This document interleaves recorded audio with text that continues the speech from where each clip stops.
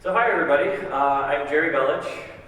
Really excited to be here. Thanks to Uppsala University and everyone else that helped put GGC together. And thanks to all the students for all the hard work they did on their presentations and the games that they put together. And yeah, my Twitter, email, one of my websites is up there, so feel free to go ahead and use those. I started a company about 8 years ago called Monkey with a Mustache.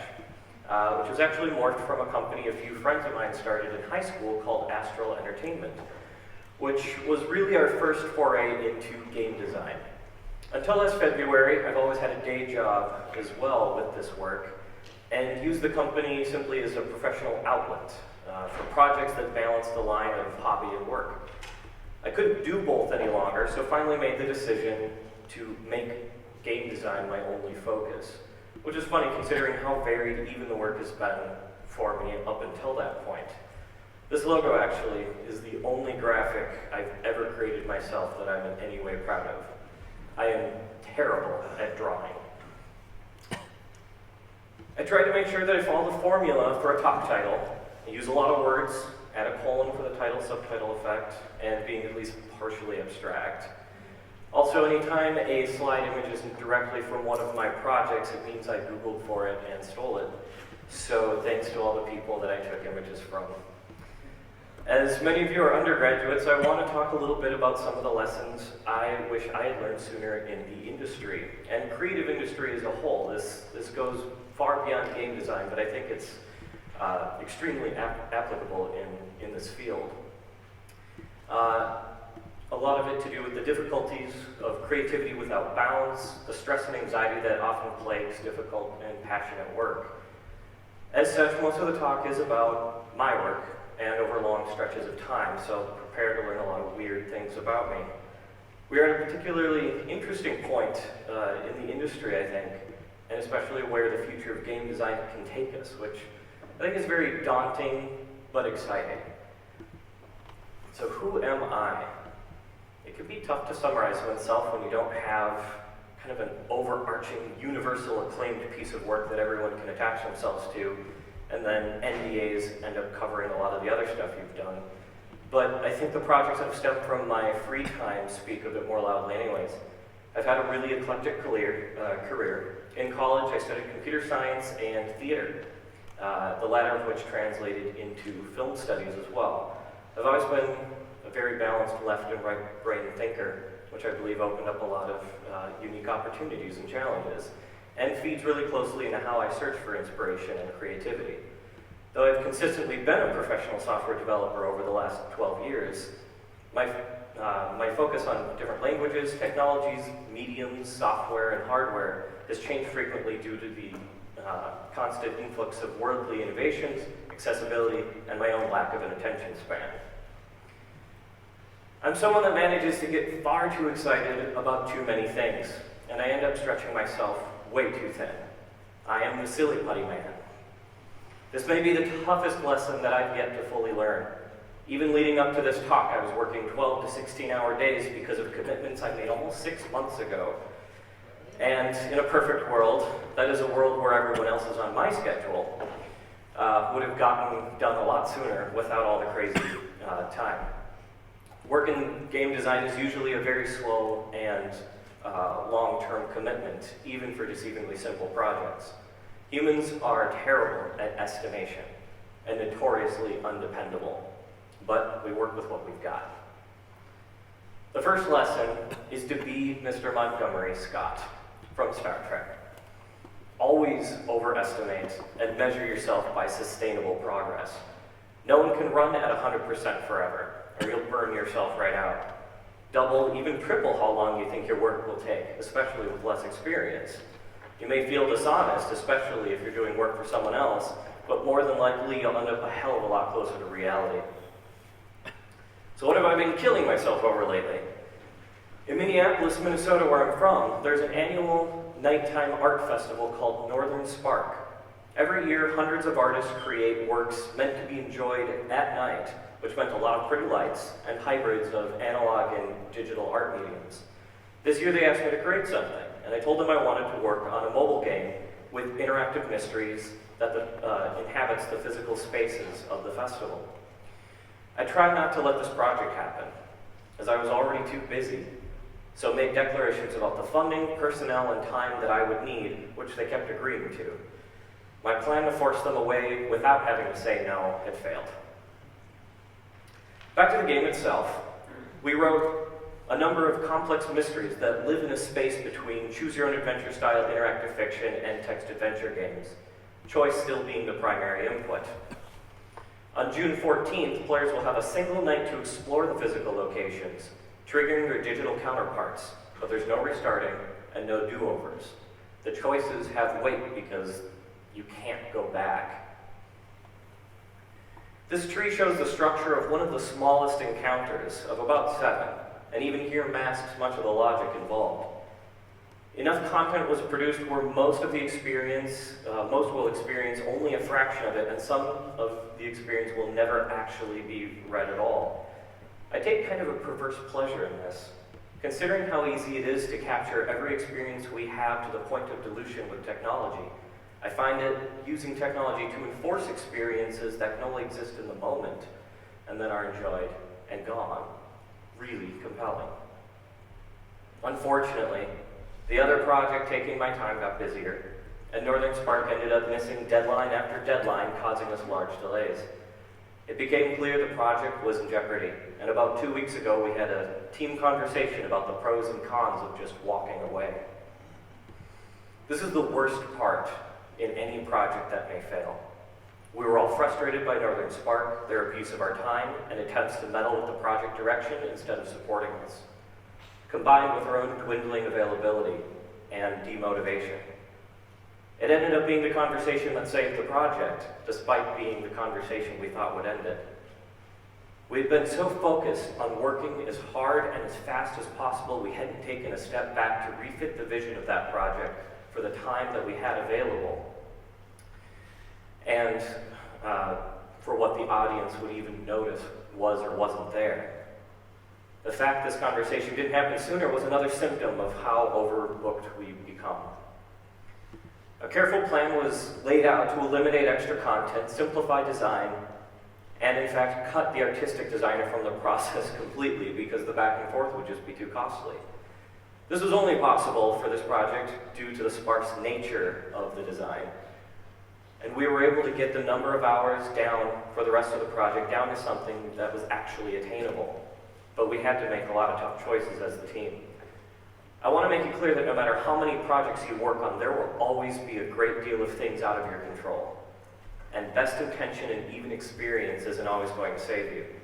There aren't always right answers, but a question of how much you are willing to sacrifice and how much for what you want to achieve. And there will always be other projects. There is no honor in deciding to sacrifice your physical and mental health, or your social or relationship health, for the sake of forcing your way over a finish line. Nobody likes a martyr. We felt good about our plan, though. We knew we could fulfill the minimum required for us to feel like the experiment was a success, and possibly even more. We were cautiously optimistic. It was important that we weren't just fulfilling the minimum of our contract, but it be something that we could actually be proud of. Although it isn't quite over yet, things did turn around. The careful trimming and simplification worked out perfectly, and even as far into the project as we were, a few of the features we had cut even ended up back in. Possibly only because our attitudes about the work and perspective on whether or not we could succeed changed. Motivation is essential, and optimism about your work is a great way to generate it. That concludes the prologue. So let's jump back a bit. Instead of the last few weeks, 15 years ago, when I became a game designer, I was in high school, about 16 years old. A friend of mine and some other kids he knew had made a freeware game called Pack Guy, and I was interested in how they made it. It was a parody, kind of satire of Pac-Man, and also satirized whatever movies that we happened to like at the time. They showed me the tools they used, helped me get started, and I became a member of Astral Entertainment. I helped with a few of the games that were packed together and somehow published by a really, really terrible company that would just take whatever games they could find, cram them together, and put them on shovelware CDs on the carousels of whatever stores you might walk into. It started as a pack of 6 Fat Guy games, selling more than Microsoft's Return of the Arcade to our amusement. We were provided about 5% of the profits, and made them quite a bit of money. Our games improved, we took it more seriously, we stopped stealing music, we stopped stealing assets, we stopped stealing just about everything. And that's when the publisher dropped us. For some reason, we had a really devoted, if small, following. We had fan games being created for us. An individual at a college created a radio show and performed it based off our characters, which still kind of weirds us out a little bit. And about a year ago, we found on YouTube a guy had systematically gone through every single game we made, the entire game, recorded it, and lampooned all of it. It's about 2 hours of work that he did. Well, 2 hours of final work, which is the funniest thing that I have ever seen. Now, it wasn't until a few years later that I would learn that the original freeware game that was made by my friends was actually just a sneaky way to get porn onto the computers at our high school. They had set up the game so that if you punched in a set of certain keys, it would reveal the porn, which I really didn't know what to do with that. I became a game designer because of porn. Certainly made me reevaluate my friendships a little bit, but in the end, however I came to this industry, I'm glad that I did. Actually, on a quick show on YouTube, they have, here's the first video that he did, and what I really love is some of the comments. Jesus Christ, I thought no one knew of this. I played the hell out of this on my Pentium 2 Windows 98 computer. I have every MIDI file from the Fat Guy game. This game's so dismal. I like it. The comments on all of these videos are such bizarre forms of juxtaposition of, this is the greatest thing that I hate. And yet people continue to dissect it. I mean, 3 years ago, that's way too recent for anyone to care about this at all. Let's see if I can just... Oh, I did not plug in the audio.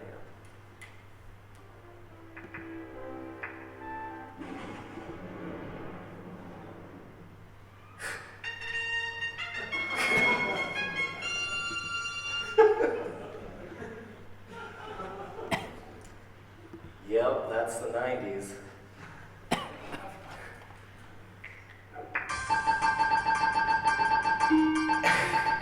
As you can see, it starts out reminiscent of Pac-Man in some very clear ways.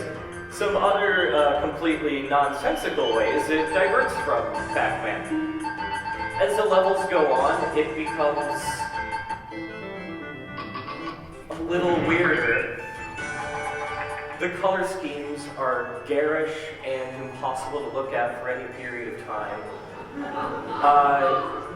Seizure-like blocks, terrifying enemies. We did make some children cry with the sound that some of the bad guys make when they die, which is more or less, no!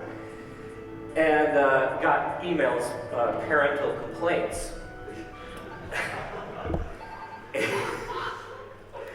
Yeah, this is really special. If you really want to laugh, I would do some YouTubing later. So here we got, these are the board. That was a board based off, of course, Star Trek's board. Not sure where that shows up in here. But yeah, it's really special stuff. And it amazes me what we were able to get away with at that time. Okay, trying to get back here. And let's get off this slide. This is terrible. I'm sorry. Oh, it's still playing. That's great. Background music. So moving on. Yeah, so that kind of burnt us out on game development a little bit, because when we did absolute shit, we got paid for it, as small as that was. And when we actually realized that this is something we liked to do, and I guess my friends realized they wanted to use it as something other than a vessel for porn, that's when suddenly we were expelled from the industry, because there was no indie game scene at the time to speak of. The only way to sell anything is by the grace of whatever shovelware company was interested in putting, you know, likely your crap on one of their CDs. So after that, I focused more on theater and film work. And I had worked with Ray Bradbury on directing the digital effects for the first stage production of Fahrenheit 451. This was the first taste that I had of blending the purely digital in a physical space, and I completely fell in love with it. Then I was commissioned to make a Miss Piggy puppet for an off-Broadway show, because someone thought that they remembered that I worked with puppets. I didn't, but I said yes. Sure, I can make a puppet. I had once for Halloween. That was my experience. I worked in a secret lab on nuclear attack submarines. It sounds way cooler than it really is, but I did get a real lab coat out of the deal. And once again, useful for Halloween. I animated and pitched the pilot for a cartoon series based on a local popular comic in Minneapolis. We went through the process of creating a pitch Bible, first episode, and pitching to different cartoon networks, and got a heavy stream of, we really like this, but we're actually looking for cartoons for boys right now. And that made me want to strangle them. Every single cartoon on television, especially at that time, was for boys. And this one wasn't even for girls, it just wasn't purely for boys. So we decided to drop that and get out of animating for a while before we did strangle someone. I taught myself to play the theremin because of a dare, while drunk, and continue to play to this day. So it's been about 6-7 years, and if you want the fun of being a musician without all that work, play something no one else plays. Sometimes there are opportunities to do something different than everything around you, simply just to get a reaction. Weird is wonderful, so embrace the weird that you do have. From my early teens, I used to make movies with friends. Eventually, videography work professionally for a while, but eventually it was the experiment, and how can I keep doing something that I love without turning it into a project that takes over my life? Software development work and other projects took over, and anytime we tried to do any video, it just ballooned into something that was too large, like so many other things. So I wanted to have my cake and eat it too, and decided one week when it was during Christmas and everybody was out of town and I had nothing to do, so I thought, I'm going to suite a movie. And 2 afternoons and calling whoever I could find, we created our first suite, which is of The Hobbit. And the thing about suiting movies is, especially after doing years of theater, you lose the ability to be embarrassed, which is actually kind of a beautiful freedom, especially with experimental creativity. So, I can't help it. I mean, I'm in Sweden, right? So, this results from a movie, Be Kind, Rewind, Michel Gondry. At least the term does. They accidentally erase all the VHSs in a video store, and so have to quickly recreate the films that are supposed to be on these blank cassettes. And so someone would come in to rent Ghostbusters, for instance, and they would quick go out and reshoot Ghostbusters. And then they would claim, oh, it's the Swedish version. That's why it took so long to get and is a little bit different than you may remember. Hence, a Swedish film. So this is the first one we did in a couple of, about 2 afternoons. That includes editing. And we ended up getting about 45,000 views, which doesn't make a whole lot of sense to me. Dear Frodo. See you, Frodo. You asked me once if I had told This you is everything basically about mirrored my on the trailer. adventures. Well, I can honestly say that I told you the truth. I may not have told you all of it. Bilbo Baggins. I'm looking for someone to share in an adventure. I can't just go running off into the blue. I'm a biggins of big ends. Bilbo! Allow me to introduce Phoebe, Oink, Noink, Violet, Huey, Dewey, Louie, Chip, Dale, Dopey, Sneezy, Doc, and our fearless leader, Florence Nightingale.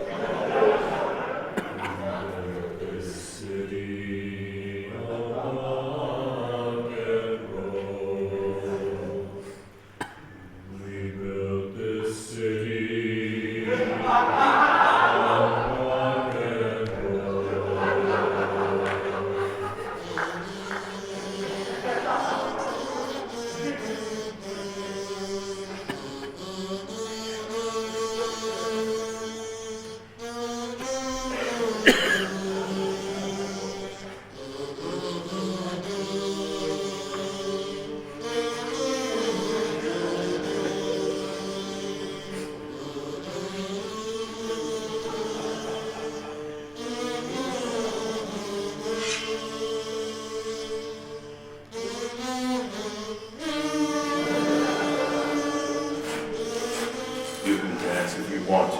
Understood. You can leave your friends behind.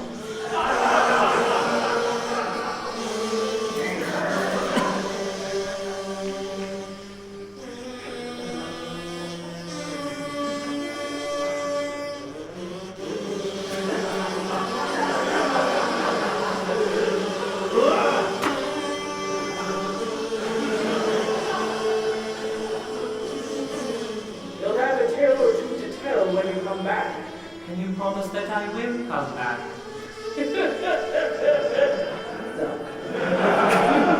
You'll not be the same.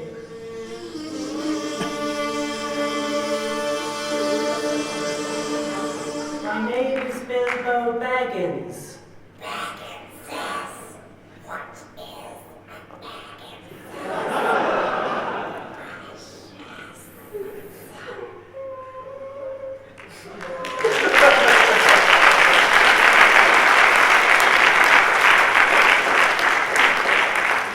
So, I mean, there's another puppet.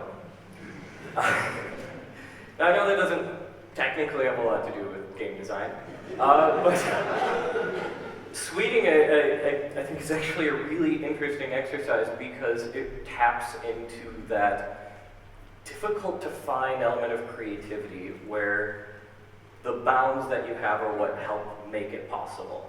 Having a very limited set of time, having a very limited set of tools or budget or resources, working with people that are most definitely not actors.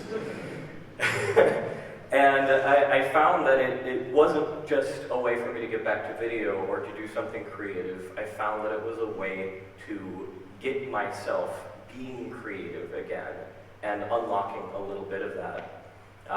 We've done a number of these since then with a lot of very interesting people. I don't know if any of you know David Lynch's Dune movie from 1984.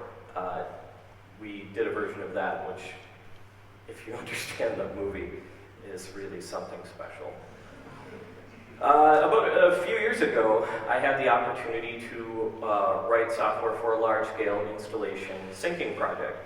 Unlike a lot of installation spaces requiring just a couple displays or a dozen, this was 384 high-definition displays wrapped completely around 8 columns that all had to stay perfectly in sync. And it's syncing not only video, but also simulations. This was the only video that was kind of to the point. point. So it's also the creepiest thing that they ever ran on it, having these kind of people living inside the columns. But the scale of this was really incredible. It opened in the 2012, the largest new casino in Las Vegas. And yeah, really disturbing, but really kind of powerful in some of these. I mean, it really does look like you've got people just inside of these lit columns. That's enough of those naked people. I'm sorry so much of this is about naked people. Seriously, it was not my intention. And doing that installation work reminded me of just how much I was interested in escaping the boundaries of software and getting more into hardware, which it really is a big part of being able to work in physical spaces. This is just a few second long video. When I was young, I really loved transit signs in airports, train stations. They always really fascinated me. The fluttering sound as they change back and forth from order to chaos and then back again. The distinct shape of kind of these analog pixels working with electromagnets in order to flip from one state to another. And so I acquired a board and wrote an API to be able to make games on it. And so this is a short clip of Space Invaders. So you only get to see a second of it, but you've got the little spaceship right here, and then each set of 3 dots is one of the invaders, and then firing down pieces, and then it gets hit and explodes. We did a lot of interesting experiments. We tilted on side. Tetris was a very natural fit for this, or the worm eating apples game where your tail gets longer and longer. It's kind of amazing. The boards are scalable. You can just keep tacking on more and more boards and do real-time stuff like with a Kinect. So like you can see it creating your silhouette. They're incredibly fast. It's very, very neat.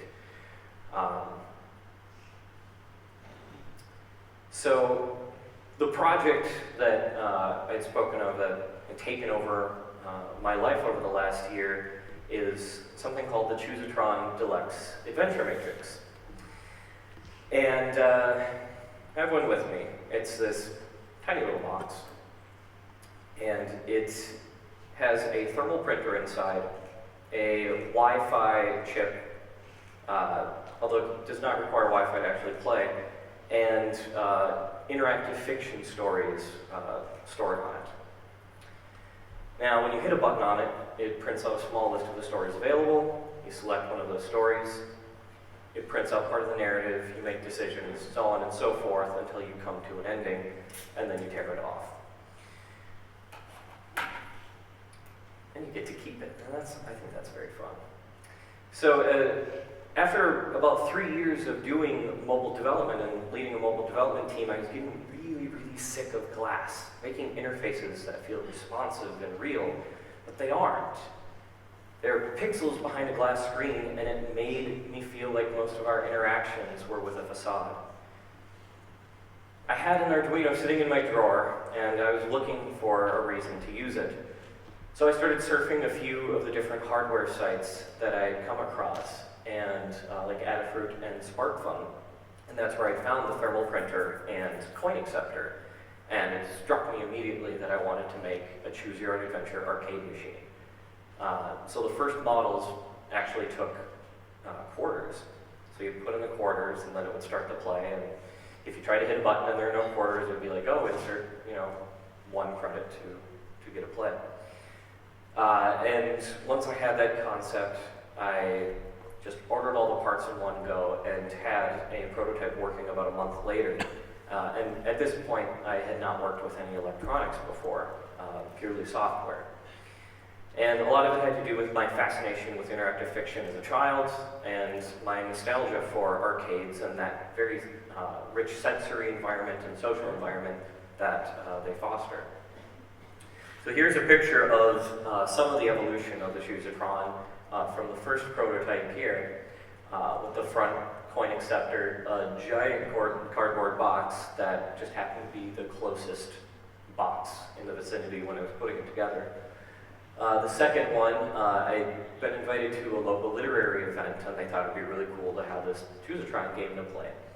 And so I was terribly embarrassed about this one, and so very quickly cut out a foam core, a new version of it. And this one actually uses an internal coin acceptor. On the left side of it, it has a rejection slot for coins that are not accepted.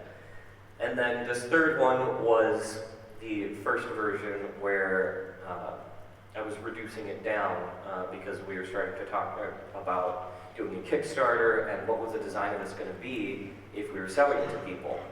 And as much fun as a coin acceptor is, it's expensive, it takes up a lot of space, and you know, when you go to the arcade, I think that's a great part of the experience, but you know, when you bring the Nintendo home with you, even if you get to retrieve your quarters, you're really, really old putting quarters in one of those things. And after a bit more iteration, this is the final version that we came up with. So there's a long circuit board that's actually suspended by the mounts by mounting inside of the front and back panels, which was really important because there needed to be some sort of spacing underneath the board for solder and other elements that don't lie perfectly flat. But I didn't want to add the complexity of using some kind of undermounting or have to pay for it. And then plugged into it is something called a Spark Core, which is a microcontroller that is locally developed in Minnesota, and so I started working with them before doing the Kickstarter. So it became this kind of Wi-Fi capable little box, and dynamically printing out these different adventures. And so a lot of that was getting people to write stories for it. That was a big part of the fascination for me. And what I love about it is it achieves something that neither the books could do or even a purely digital experience could do. And it's able to add the weight of decision making because what you're doing is permanent. It's immediately being printed in black and white. And just the fact that you have this linear output. Reading the book after you're done, the experience is lost. Digitally, you might be able to save that experience, but there isn't a lot of motivation to, even if you could. Where's my mouse? So just so you can kind of see up close, here's to show you a short clip of it actually running.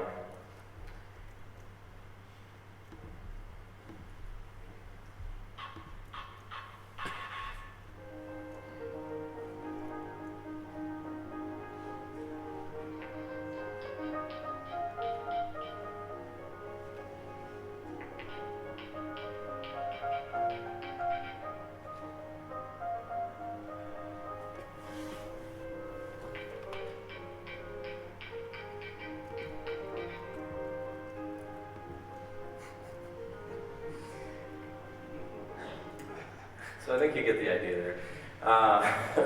And this is actually a rather old video, so I cleaned up some parts of the experience, like word wrapping, things like that. Things that I did not even notice until I was having other people play them and having them read it out loud, and they would start breaking words up, stuff like that. Yeah, so there's a lot, I know. That's about 15 years of my life. A lot of hobbies, distractions, failures, successes. Well, I skipped the failures. Not sure what to say about them other than they didn't really happen or didn't get completed. And in between a lot of these arbitrary periods of time are a lot of other things that happen, but even within that there are even more cracks where there's all these half-thought ideas, sketches, notes, coincidences, encounters, and more that all kind of collect into this massive experience that can be really hard to define. I call this mass the portfolio of dusty shelves. I bring this up because these dusty shelves of our lives make up a lot of who we are creatively. It can be easy to look at all the unfinished work in our lives with disappointment and regret, but they are so much more than that. They aren't a weight, but in some fashion a map of our creative minds. Some of our best ideas can come when there is absolutely no use for them, or a medium for them to take shape in. They are by their nature ephemeral, and so often lost if we don't try to hold on to them. This isn't about keeping piles of physical clutter. Everyone has their own process, and for some this may simply involve a moment of mindful focus rather than a dismissal to appreciate and file away something that may be useful later on. I personally always have a small waterproof notebook in my back pocket and a space pen, which are great because they can write upside down. And I could write underwater if I'm ever, trapped in a car in a lake. I'm like, dear someone, I'm very cold. So that's one of the methods that I use to kind of deal with this problem of capturing those stray thoughts. So like the Choosatron, almost every project I've worked on that I'm proud of is because the right opportunity came along. Although calling those opportunities right is actually a bit of a misnomer. The definition of opportunity is a set of circumstances that make it possible to do something. This is a combination of external forces and the multitude of creative permutations that you build up over time through experience and non-associated ideas.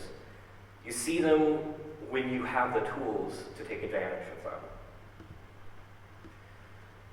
Let's be honest though, sometimes things just come along, and we are, despite ourselves, in the position to say yes to something, much like the puppets. When this happens to me, instead of asking sane questions like, do I know how to do this? Am I qualified? I usually ask, am I really interested in learning about this? Will it make a good story? The ability to say no is hailed as being a very powerful tool, and the last couple of years has confirmed this for me very much personally. But I'd also like to remind people that saying yes is equally as powerful. When I say yes for myself, because I want to learn and I want to grow, whatever it may be. And every time I do it, it takes away a little bit of the built-up apprehension from trying something new. Without that motivation, I would have crashed and burned many, many more times. I say yes to puppets. To dressing like a fool for a stupid joke. Or for a stupid video. To scaring the shit out of myself so that I don't have to be as scared next time. It isn't always that easy though. Fear and doubt are significant barriers to trying something new or difficult, especially in a field like game design, where it can feel like your ideas are worthless until validated by the rest of the community. I find the following points helpful when anxious or afraid of a new challenge. Everybody that does good work doubts themselves. I firmly believe this. It is healthy to be critical of yourself and your own work, but it is also easy to forget the progress that you've made. Look at your previous work if you can. Think about how much less time the same tasks take you now than earlier on. Acknowledge the problems and the good parts of your work. Nothing you make is perfect or worthless, and it never will be. There was one project I was working on related to video, and this was before YouTube, but I wanted to make something that would allow my friends and other people to create video channels, essentially, so it could be an online video network. And I worked on it in my free time for about 6 months, and many, many, many hundreds of hours. After I got it functional, I looked at it, and it was just an absolute piece of crap. And I hated everything about it. And I realized that if I had started building it from scratch right there, I could probably get it to the same state it was in 2 or 3 weeks instead of 6 months. And at that moment, I realized just how perfect that experience was for me at that time, and how much I had really gotten out of it. I shelved the project, never did anything with it, and walked away completely satisfied. There's always someone out there smarter and better than you, except that you will never be the best because that doesn't really exist. The best way to learn are from the people you think are smarter than you at what you want to do. We are a community and we advance when we lift each other up, not by trampling over everyone else. We are all on the shoulders of giants and have a lot to be thankful for from what everyone else has already done before us. Most people give up way too quickly and way too easily. This is actually really great news once you can swallow and digest it.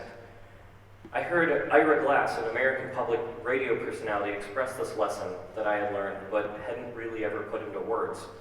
So I want to play that for you because sometimes it's better to just let someone else say it right. Många idéer de har fått. Ah, that's an ad. Son of the world. Nobody tells people who are beginners, and I really wish somebody had told this to me, is that all of us who do creative work, like, we get into it, and we get into it because we have good taste. But it's like there's a gap, that for the first couple of years that you're making stuff, what you're making isn't so good, okay? It's not that great.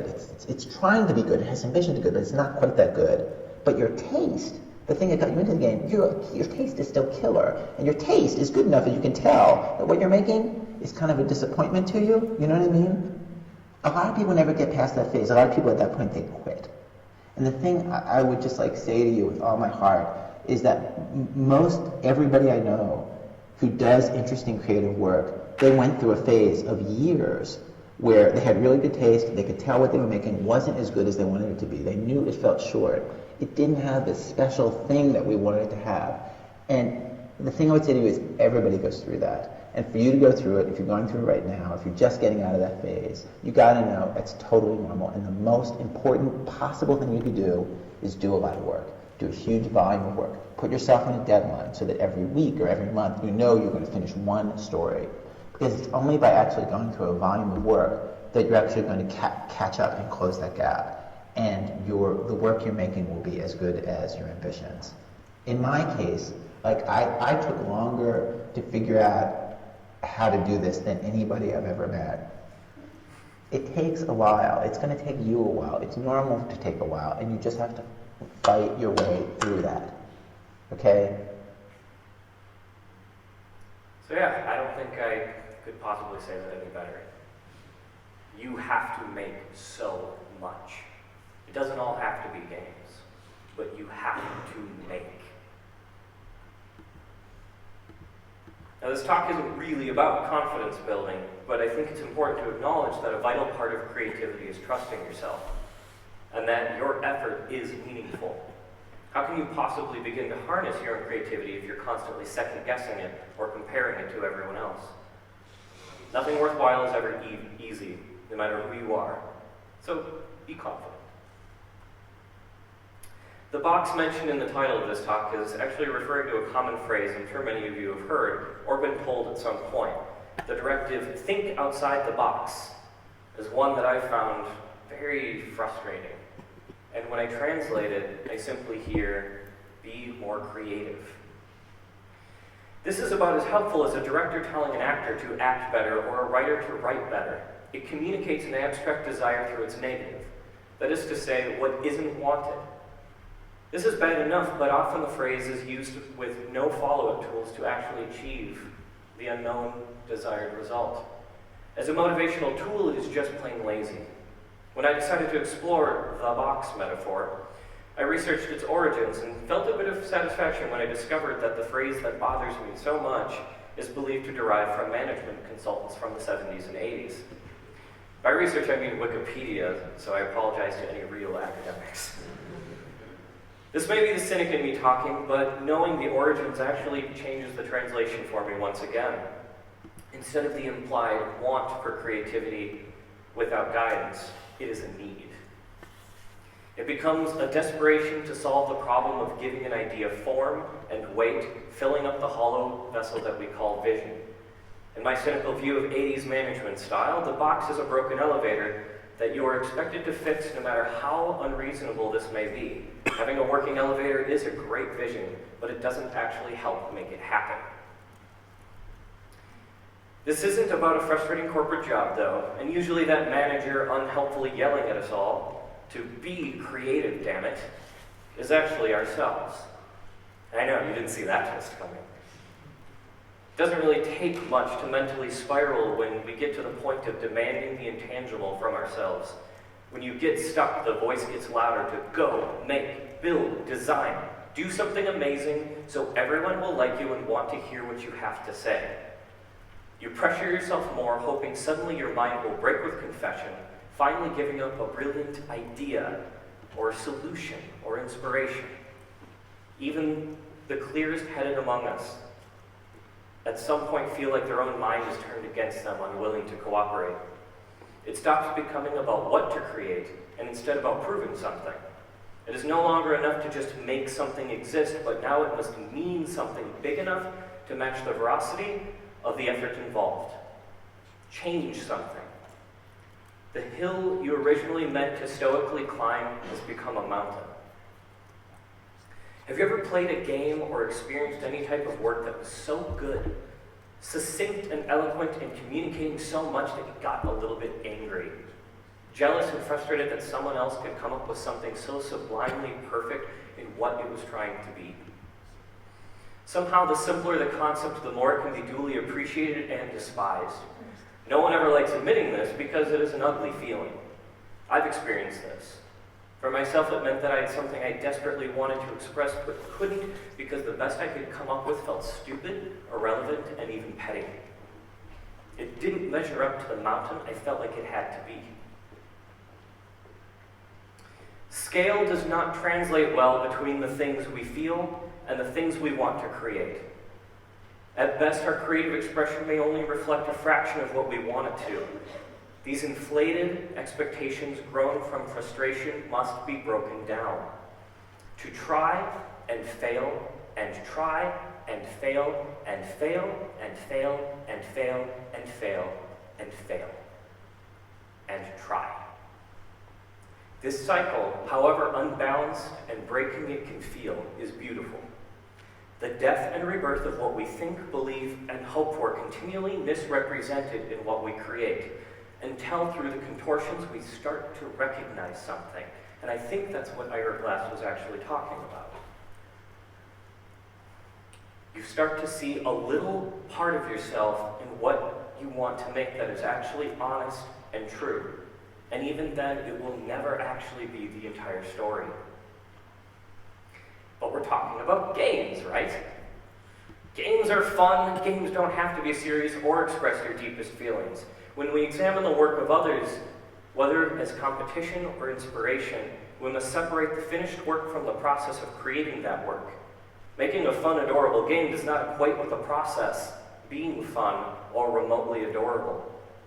This the beautiful, fascinating work, the game Fez, and the self-destruction that took place in order to create it couldn't be further apart. And I highly encourage you to look up kind of the game Fez and Philip Fish and all of the shitstorm that followed the development of both the game and the aftermath. So there's going to be soaring highs and desperate lows, because making games of any kind is always going to be challenging work. And in the end, it is more about accepting and loving the challenge for what it is, whether you have a soapbox for your game to sit on, or just want to enjoy the feeling of people having fun playing something you were at least a part of creating. Finding a balance between pouring yourself into the game you are making and not letting yourself get consumed by it takes constant course correction. For this reason, even if I'm forced to work on something mostly solo, I work hard to stay in communication with those around me that I trust, even if they're not connected to the gaming world in the slightest, because any support is good support. There are fewer and fewer boundaries to getting into game development every year. The tools are cheaper, more accessible, higher quality, and new types of interaction and hardware are increasing the ways that we can design forms of play. Even the definition of what a game is constantly shifts and evolves right under our feet. As the limitations fade away, it can be easy to get caught up in the paralysis of choice. What language or tool or platform should I use? If I don't do it right the first time, I'm going to develop bad habits. Too many good ideas, too many bad. Even if you have been working on games, the pressure still exists to make as many right choices up front as you can. What if it is successful and I can get it on console systems? Do I need to worry about porting it? Or go from desktop to mobile? This is true for how to start making your game as it is for programming itself. Don't pre-optimize. It is better to make decisions even if they end up being problems or having drawbacks than doing nothing. If we could see the future, we could all save ourselves a lot of time and money, but we can't. And any decision you make up front will help build constraints that can make the next decisions that much easier. There was a game I tried for about 6 months to get off the ground some years ago. An idea I still quite like, but I tried to put the problem of making the hard choices on other people, hoping the passion of me explaining it would be enough to push it forward. It's called Happy Bread Super Toast. It's a puzzle platformer, I think, where each level you control a slice of bread, trying to find your way to a toaster. Once you're at the toaster, you, of course, become crunchy.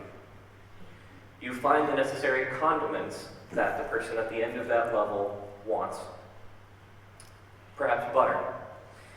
Those condiments then aid you in dealing with environmental disasters in the rest of that level, like doing a butter slide.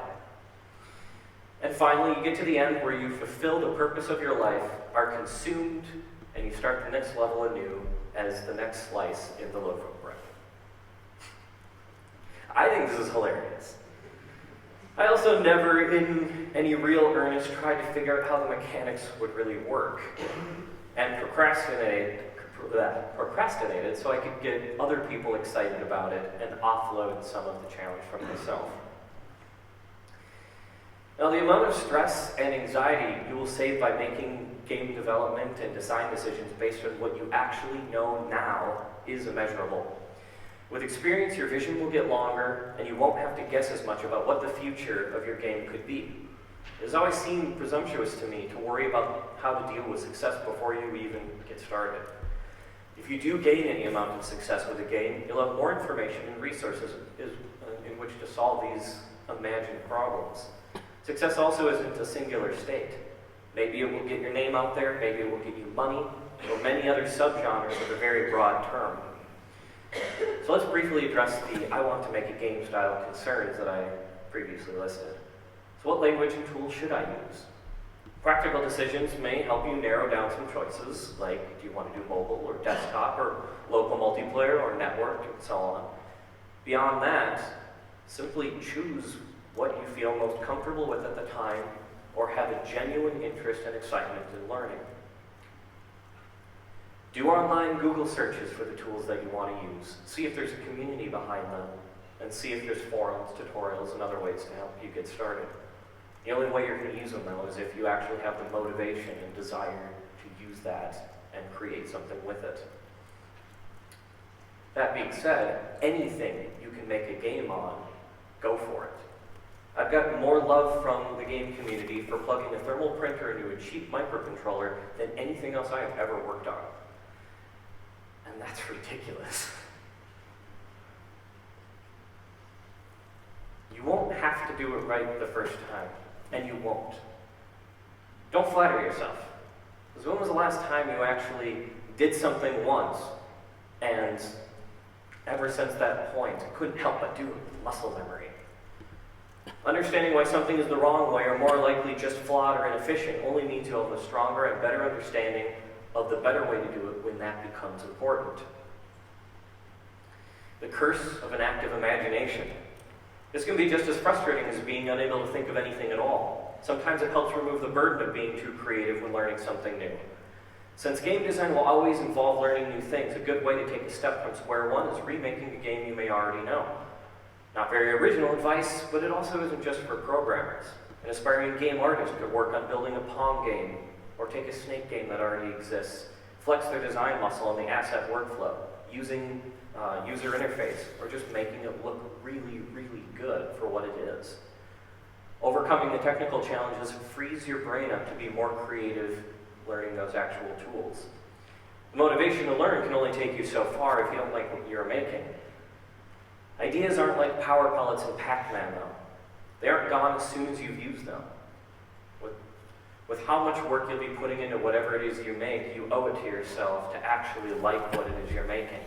It'll also help flesh out that brilliant game idea, even if you aren't actually ready to finish it, or reveal the fatal flaws that will save you time down the road.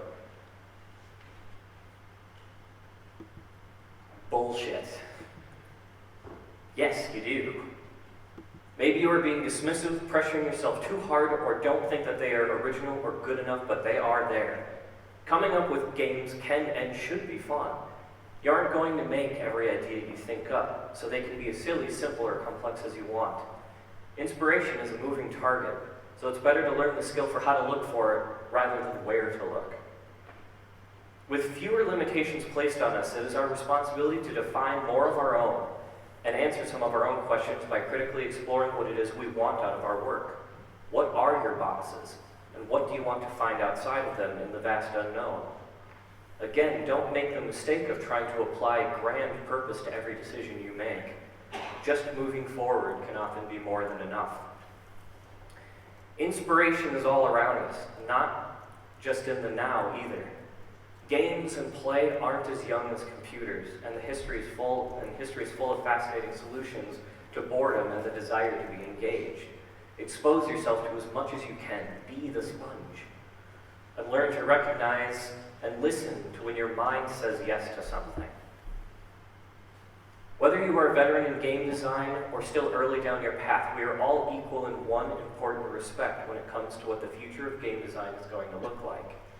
It doesn't exist yet, and anyone that is creating games now is part of that future. A better question is, what do we want the future of game design to be for ourselves and for the industry as a whole? I want a diverse future, where no one cares what defines a game on a particular day. Where the search for play is an adult attribute across the board. In order to think outside the box, we need to first define what that box is and identify what we don't want to create or continue creating as part of that future. The box is simply a foundation, a place to define what we know and what we believe in, and start building what we hope to see. So thanks for listening. I'll take whatever questions with the time that we have left, and feel free to approach me outside if you don't, and if you want to try the Choose-a-Tron at any point, I'll probably have it with me, so just ask.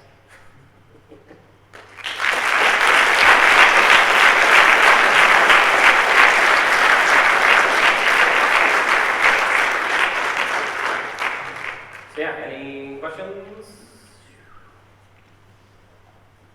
I can't really see, so say something. You can see the Kickstarter page, it's just on the trailer. Oh. We're running it live anyway, so I really like that one. All right.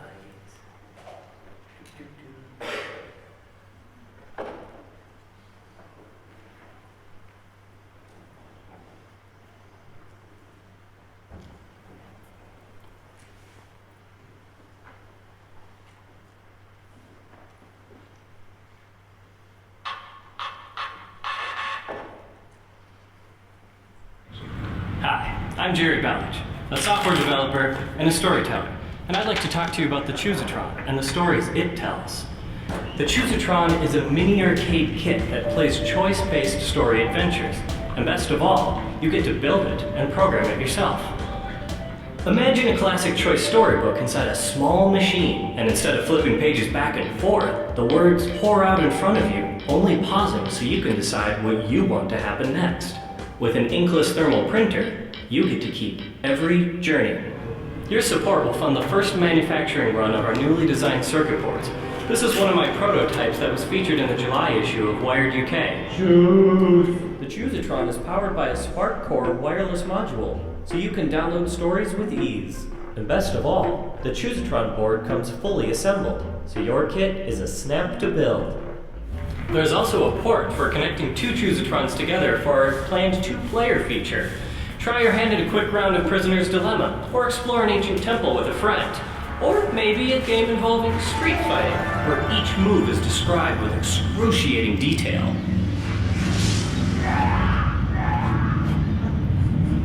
And finally, a USB connection will allow for the Choose-a-Tron to be updated and reprogrammed. I will be open sourcing all of its hardware, so it can be free like this dove to update and customize. Playing the Choose-a-Tron is only half the fun. You can even write your own stories. As part of this Kickstarter, a host of brilliant writers are creating their own interactive stories, most for the first time. Why don't you join them? Hey, look, a mysterious beggar. Hey! I wonder what I should do. Recognize the beard?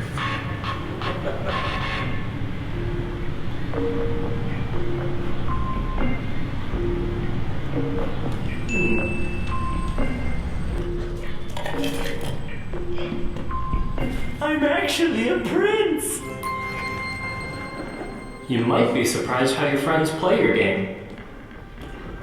Okay, we dropped our ID. Do you need to kneel down and pick it up or forget about the alarm? In a blind movie, usually when something falls to the ground and they kneel down to pick it up, something just misses them. So I think that we should pick it up. Okay, cool. Alright. So we bend down, pick it up, and right as we do, there's a thwack above our heads. Yeah! Technology. And kids are in love with taking an active role in what they read. Look at that little boy, slapping away the jealous paws of those other children. That's gross. We locked the garden. The Choosatron has something fun for kids of all ages. Whether you're a reader, a writer, a maker, a teacher, a baker. Baker. An award for your empathy and kindness. Really? You just funded my Kickstarter.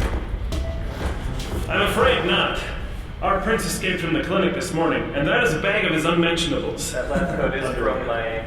Come on, prince, let's get you back to your castle. My chariot awaits me now. No! Well, thanks for helping fund my Choosatron Kickstarter.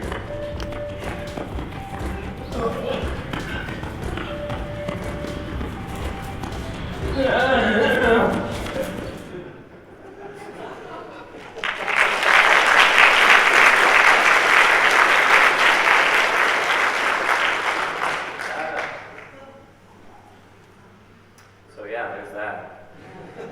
I assume then we're probably out of time. Were there any quick questions before?